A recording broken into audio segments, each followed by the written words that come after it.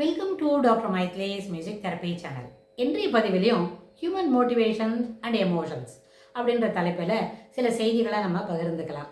Human motivation சொல்லும்பொழுது நம்மளோட motives என்ன, எப்படி எதுக்காக நம்ம கேன்டீன் போகிறோம், எதுக்காக நம்ம ஸ்கூலுக்கு போகிறோம் அப்படின்னா, ஸ்கூலுக்கு எதுக்கு போகிறோம், முதல்ல ஸ்கூலுக்கு பிள்ளைங்களை ஏர்லி ஸ்டேஜஸ்லேயே எதுக்கு ஸ்கூல் அனுப்புகிறோம், அவங்களுக்கும் படிக்கணுன்ற ஒரு டிசிப்ளின் வரணும், 2-3 பிள்ளைங்களோட அவங்களும் இருக்கணும் அப்படின்ற ஒரு மோட்டிவில் தான் ஸ்கூல் அனுப்புகிறோம். போன இடத்துல நம்மளுக்கு படிப்பும் வருது, கூடவே சில நிறைய பசங்களோட பழகிறது, ஹலோ ஹவாரியும் சொல்கிறது, அது மாதிரி பிஹேவியர்லாமும் சேர்ந்து வருது.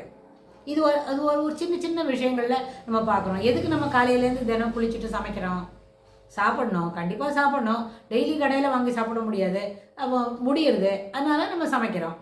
சாப்பிடணும், பசிக்கிறது, கொஞ்ச நேரம் கழித்து பசிச்சா சாப்பிட்ணுன்னு சாப்பாடு வேணும், அதனால தயார் பண்ணுறோம். ஸோ ஒரு விஷயத்துக்குமே அதுபோல் ஒரு மோட்டிவ் இருக்குது. Why we are taking everyday எல்லாத்தையும் சில வேலையெல்லாம் தொடர்ந்து தினம் செய்கிறோமே, கண்டினியூஸாக பெருநியலாக ஒரு சில வேலையை நம்ம செய்துக்கிட்டு இருக்கோமே, எதுக்கு? அந்தந்த மோட்டிவை அதில் ஃபுல்ஃபில் பண்ணுறதுக்கு அப்படின்னு சொல்கிறோம். இதில் நிறைய பிஹேவியர் நம்மளுக்கு பார்த்து தான் கற்றுக்குறோம். சாதாரணமாக ஒரு சின்ன குழந்தை இருக்குது வீட்டில், ஒரு 3-4 இயர்ஸ் இல்லை 5 இயர்ஸ்க்குள்ளே ஒரு குழந்தை இருக்குதுன்னு சொன்னால், அது வீட்டில் பெரியவங்களாம் எப்படி நடந்துக்கிறாங்க, பெரியவங்க அப்பா எப்படி செருப்பு ஷூஸ் எல்லாம் போட்டு நடந்துக்கிறாங்க, அதெல்லாம் போய் பார்த்துட்டு தானும் அது போல் போட்டு பார்த்துக்கும். அப்புறம் ஒரு பாயோ கேர்ளோ, அது குட்டி குழந்தை இருந்தாக்க அப்பா எது போல் புஸ்தகம்லாம் படிக்கிறாங்க, அவங்க படிக்கிற புக்ஸ் எல்லாம் எப்படி அதில் அப்படின்னு சொன்னால், அந்த புக்கெல்லாம் வீட்டுக்கு என்ன மாதாந்திர ஜேர்னல் இல்லாட்டி போனால் பீரியாடிக்கல்ஸ், வீக்லி, மந்த்லி, அதுபோல் புக்ஸ் எல்லாம் வீட்டுக்கு வந்ததுன்னா அந்த புத்தகத்தெல்லாம் கொண்டு போய் பார்த்து அவள் அப்பா கிட்ட கொண்டு கொடுக்கும். அது என்ன பிஹேவியர்? Is learning. ஏன்னா அவள் அப்பா எது போல் புக்கெல்லாம் படிக்கிறாங்க, தாத்தா என்ன புக்கை படிக்கிறாங்கன்னு சொன்னால் அந்த பீரியாடிக்கல்ஸ் எல்லாம் கொண்டு போய் அவள் அப்பாட்ட கொடுக்கும். இன்னும் வேறு எதான ட்ரைவியல் திங்ஸு அப்படின்னு சொன்னால் அதை கொண்டு போய் அவள் அம்மாட்ட கொடுக்கும். ஸோ இதெல்லாம் அவன் என்ன பண்ணுறான், யார் என்ன புக்கு படிக்கிறான்னு அவன் அப்சர்வ் பண்ணிக்கிறான், பார்த்து தெரிஞ்சுக்கிறான். குழந்தைக்கு அந்த எழுத்தெல்லாம் பார்த்து படிக்கிறதுக்கோ சொல்கிறதுக்கோ, அதில் what is the content of the book, அதெல்லாம் அந்த குழந்தைக்கு தெரியாது.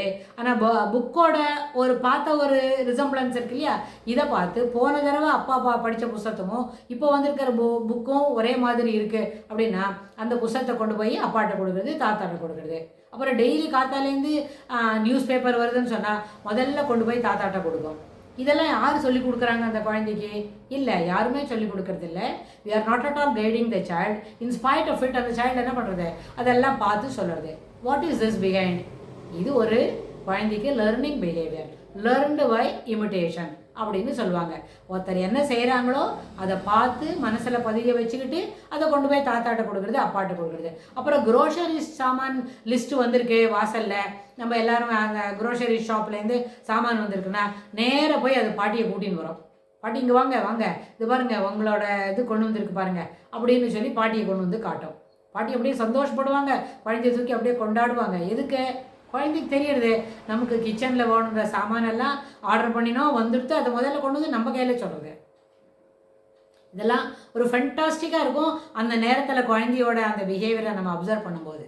இதெல்லாம் ரொம்ப சாதாரணமான விஷயம். Everybody will be pleased by this. நம்மளுக்கு இதில் ரொம்ப சந்தோஷமாக இருக்கும். இதே குழந்தை நம்மளை நம்ம தூர்தர்ஷனில் பார்க்குற, தொலைக்காட்சியில் பார்க்குற நிகழ்ச்சிகள், தொலைக்காட்சியில் பார்க்குற ஒரு அக்ரெஷன், ஃப்ரஸ்ட்ரேஷன், அதுபோல எல்லாம் நம்ம பார்க்குறோம். யாரோ ஒரு பிஹேவியர் ஒரு சேனலில் தன்னோட அக்ரெஷனை காமிக்கிறான்னு சொன்னால், இதையும் இந்த குழந்தை பார்த்துக்கிட்டு தானும் சில நாளில் என்ன பண்ணோம், அந்த அக்ரெசிவ் பிஹேவியரை எக்ஸ்ப்ரெஸ் பண்ணோம், ஒரு நெகட்டிவ் வேர்ட்ஸை எக்ஸ்ப்ரெஸ் பண்ணோம். காரணமே இல்லாமல் டெம்பர் ட்ரான்ட்ரஸ்க்கு கொண்டு போய் விடும். ஏன் அது? இதெல்லாம் எப்படி குரோசரிஸ் வாலா வந்த உடனே எப்படி போய் பாட்டியை கூட்டின்னு வரும்போது எல்லாருக்கும் சந்தோஷமாக இருந்தது, பாட்டி அப்படியே கொண்டாடினாங்களோ அந்த குழந்தைய, அது எப்படி பார்த்து கற்றுக்கிற behaviour, who is doing what அப்படின்னு அந்த குழந்தை பார்த்துக்கிறது. அதே போல் நம்மளும் இந்த அன்வான்ட் சேனலில் கிடைக்கிற நெகட்டிவ் எக்ஸ்ப்ரெஷன்ஸ் ஆஃப் பிஹேவியரை பார்க்கும்பொழுது அந்த குழந்தை அதையும் ஒரு நேரத்தில் எக்ஸ்ப்ரெஸ் பண்ணும். இதுக்கு யார் காரணம்? எல்டர்ஸ் தான் காரணம். நம்ம தான் அந்த சேனலை ஆன் பண்ணுறோம். அதுபோல் ஒரு அக்ரெசிவ் சீன் வருதுன்னா இமிடியட்லி யூ கேன், ரிமோட் உங்கள் கையில் இருக்க, நீங்கள் உடனே என்ன பண்ணலாம், அந்த சேனலை நம்ம மாற்றலாம். எப்போவுமே சத் விஷயங்கள், அதாவது தாமசம், ராஜசம், சாத்விகம் அப்படின்னு 3 விதமான குணாதிசயங்களை கொண்ட பிஹேவியரை நம்ம வெளியில் காட்டுவோம், எக்ஸ்ப்ரெஸ் பண்ணுவோம் அப்படின்னு சொன்னால், சாத்விக குணங்களை சந்தோஷப்படக்கூடிய குணங்களை வெளியில் காட்டக்கூடிய அதுபோல் நிகழ்ச்சிகளை நம்ம பார்த்தாலே நம்மளுக்கு அது கண்டினியூஸாக இருக்கும். உடனே சில பேர் கேட்பாங்க, அது என்ன அக்ரெசிவாக பார்க்கக்கூடாதா, அக்ரெசிவ் பாஸா தப்பா, அது டிவியில் அதெல்லாம் கூட தானே காட்டுறாங்க அப்படின்னா, ஆமாம் காட்டுறாங்க, நிச்சயமாக காட்டுறாங்க. ஒரு ட்ராமான்னு சொன்னால் ஒரு டே டு டே ரொட்டீனில் எல்லாம் தான் இருக்கும். ஆனால் that is not for the child. எங்களுக்கு இன்னும் we are highly naive towards the society. எதுவுமே தெரியாது அந்த குழந்தை, பச்சை மண். அப்போ போய் அதுக்கு இதெல்லாம் நெகட்டிவ் பிஹேவியர் எல்லாம் காட்டி தர வேண்டிய அவசியம் இல்லை. அதனால் அக்ரெசிவ் பிஹேவியர் எப்படி சோஷியலி லெர்ன்டு ஒரு இமிட்டேஷன்ஸ் போல் அதை வெளியில் காட்டுறதோ அது எப்படி ஏற்புடையது தான். நம்ம எல்லாரும் பார்க்குறோம், என்னடா அப்படி குதிக்கிற திடீர்னு, ஆமாம் மை அந்த ஒன்று குதிச்சு பார், டிவியில் நான் பார்த்தேன், அந்த டிவியில் ஒன்று பார்த்தேன், அது மாதிரி நானும் குதிக்கிறேன் அப்படின்னு சொல்லும். ஸோ அதனால் பார்த்து கற்றுக்கிற பிஹேவியர்னு இந்த சைல்டு இட் செல்ஃப் என்ன பண்ணுறது, தானாக அதை தன்னை காட்டி தந்துக்கிறது.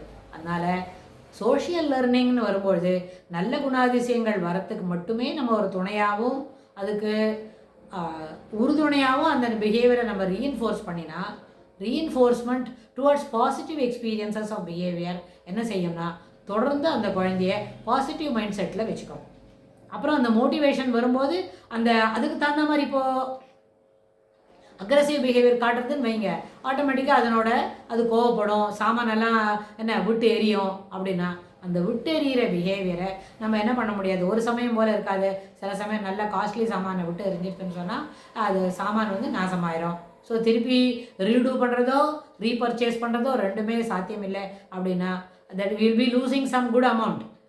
அதுக்கெல்லாம் இடம் கொடுக்காம மோட்டிவேஷன் சொன்னால் பாசிட்டிவ் ரீஇன்ஃபோர்ஸ்மெண்ட்டுக்கு வச்சுட்டு சோஷியல் லேர்னிங்கில் பார்த்து கற்றுக்க முடியும்னா அதில் நெகட்டிவ் பிஹேவியர் எல்லாம் ஸ்லோவாக டிஸ்கார்ட் பண்ணிவிட்டு in all aspects, either by நம்ம வீட்டில் மனுஷங்க காமிக்கிறதா இருந்தாலும், வேறு ஏதான சேனல் மூலமாக அவங்க தொலைக்காட்சி மூலமாக கற்றுக்கிறதா இருந்தாலும், அது எல்லாத்தையும் நம்ம டிஸ்கார்ட் பண்ணினா குழந்தைய ஒரு லேட் சைல்ட்ஹுட் வர வரைக்கும், லேட் சைல்ட்ஹுட் அதாவது ஒரு 10-12 வயசு வரைக்கும் குழந்தைய ரொம்ப சாத்விகமாக வளர்க்குறதுக்கு எல்லா விதமான வாய்ப்புகளும் உண்டு. இதுக்கு தொடர்புடைய செய்திகளை நம்ம வரப்போகிற பகுதிகளிலும் பார்க்கலாம். தேங்க்ஸ் ஃபார் வாட்சிங்.